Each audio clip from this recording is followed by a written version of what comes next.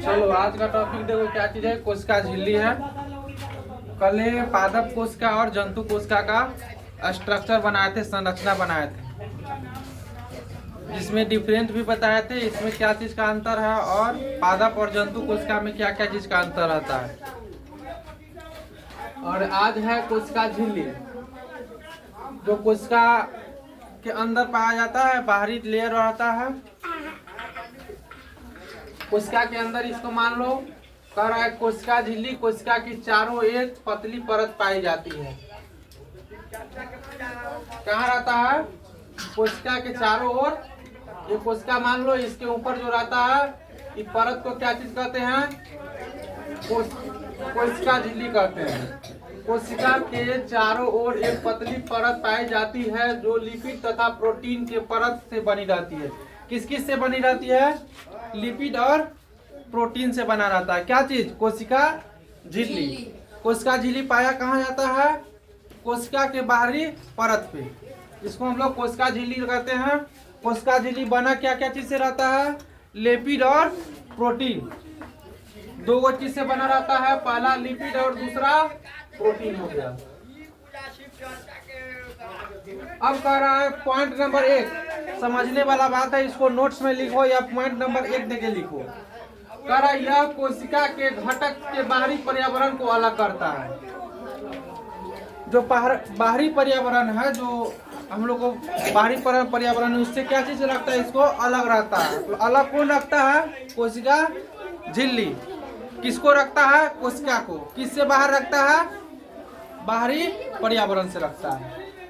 कह रहा इसका यह कोशिका के आकार प्रदान करता है। ये कोशिका झिल्ली हुआ ना, जो कोई भी कोशिका का क्या चीज करता है? उसका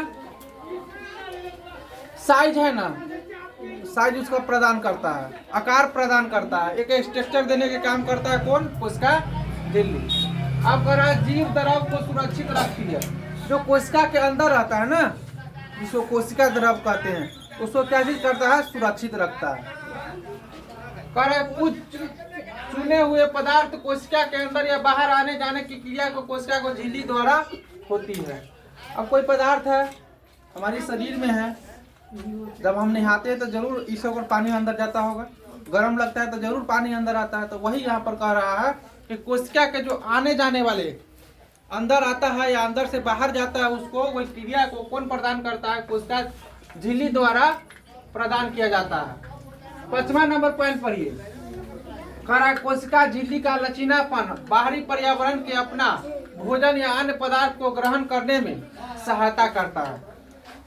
कोशिका अगर लचीलापन नहीं होता तो क्या चीज करता है? बाहरी पर्यावरण से या भोजन पहुंचाने आने जाने में। अब मान के चलो कोई चीज में छिद्र ही नहीं है, छोटा छोटा छेद है, तब ना ये सब लचीलापन लग रहा है। अगर पूरा हड्डी देखा, हड्डी में छेद रहता है? नहीं रहता। तो पूरा क्या चीज रहता है? टाइट रहता है। तो यही यहाँ पर समझाना चाह रहा है कि कोशिका झिल्ली के लचीलापन बाहरी से अपना भोजन को अन्य पदार्थ को ग्रहण करने में सहायता प्रदान करती है। उदाहरण के लिए देख लो, उदाहरण में दे दिया लचीला के कारण अमीबा का आकार बदल जाता है। केकर कारण? लचीलापन के कारण किसका आकार बदल जाता है? तो अमीबा का। अब है केंद्रक झिल्ली के उपस्थिति के आधार पर कोशिका के प्रकार।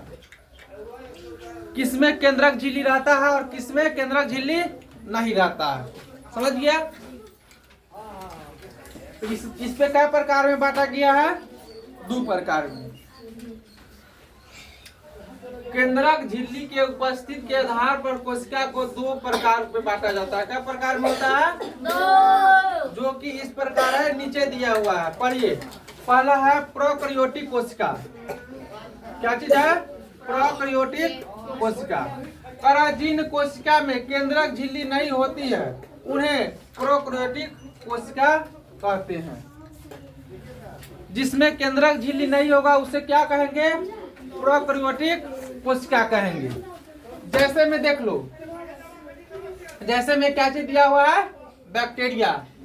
बैक्टीरिया में कोशिका मतलब क्या चीज होता है? केंद्रक झिल्ली नहीं होता। किसमें नहीं होता?